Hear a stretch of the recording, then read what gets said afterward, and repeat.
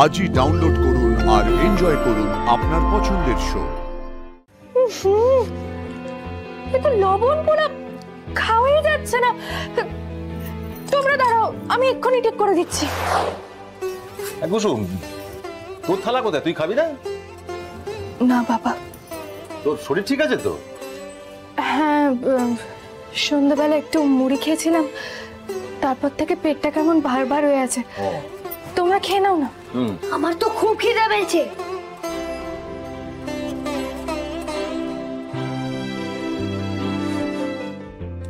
দিদি, আচ্ছা তুই রান্না করিস? আমি ছাড়া কে রান্না করবে? আরে ঘরে মশলাপাতি আছে তো? হ্যাঁ,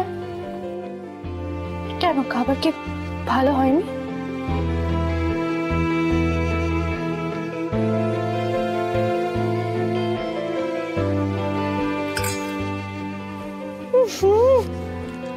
এত লবণ পোড়া খাওয়াই যাচ্ছে না। তোমরা দাঁড়াও, আমি এক্ষুনি ঠিক করে দিচ্ছি।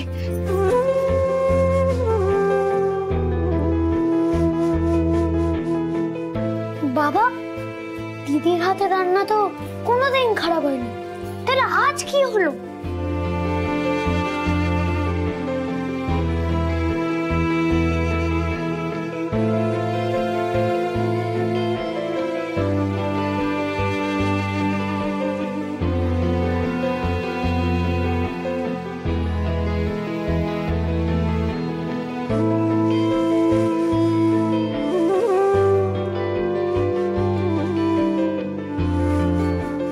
সাহস কি করে হয় দেবলিনের সাথে এভাবে কথা বলার?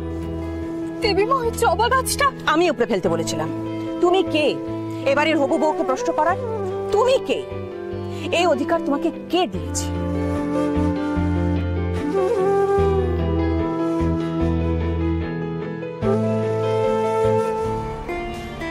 তুই পুরোপুরি ভুল না ঈশান। কুসুমের ওখানে কোনো ভুল ছিল না। মা নিজে থেকেই কুসুমকে আমার ঘরে আসতে নিষেধ করে দিয়েছে, এমনকি ওকে কাজ থেকে ছুটি পর্যন্ত দিয়ে দিয়েছে। আমি জানি না এই মুহূর্তে কুসুমের মনে কি চলছে।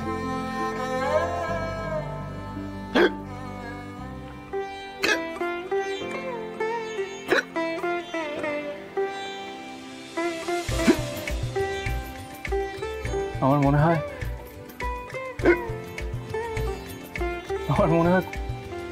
কুসুমের হয়তো আমার কথা মনে পড়ছে। তোমার সাহস কি করে হয় দেবলিনের সাথে এভাবে কথা বলার? দেবীমা, ওই জবা গাছটা আমি উপরে ফেলতে বলেছিলাম। তুমি কে এবারের হবু বউকে প্রশ্ন করার? তুমি কে? এই অধিকার তোমাকে কে দিয়েছে? তুমি এখনই এই ঘর থেকে চলে যাও কুসুম, আর কোনোদিন আয়ুষের ঘরে পা রাখবে না।